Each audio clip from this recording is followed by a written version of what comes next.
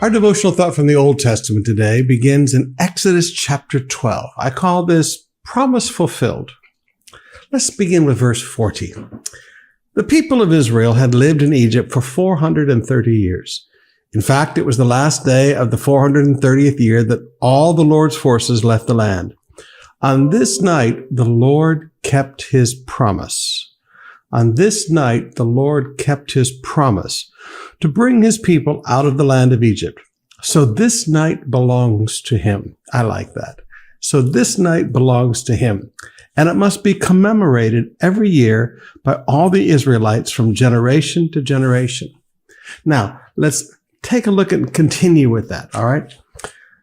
Exodus 12, verse 2. From now on, this month will be the first month of the year for you. Exodus 12, verse 14. This is the day to remember. Each year from generation to generation, you must celebrate it as a special festival to the Lord.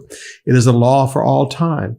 Genesis 12, verse 17. Celebrate this festival on unleavened bread, for it will remind you how I brought your forces out of the land of Egypt on this very day.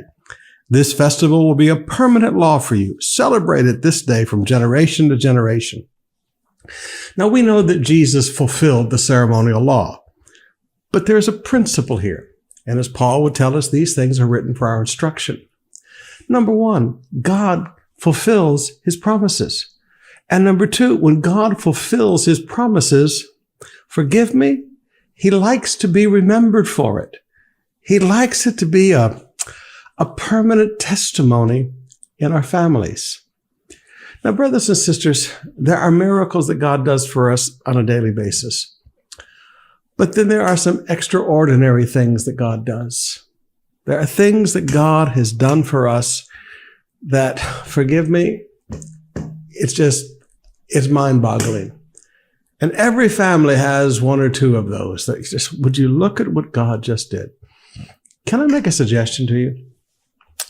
Make it a permanent part of your family culture that every year you remember that day when God fulfilled his promise. Every year, I remember December 29. That was the day after 20 years of struggle, God set us free, and we became debt-free as a church. Every year, as a board, we gather together, our ECS gathers together, and we celebrate. All the struggles are forgotten, and we remember on this day, God fulfilled his promise. What are the great miracles that God has done for your family? And what are you doing to never forget and to always be thankful?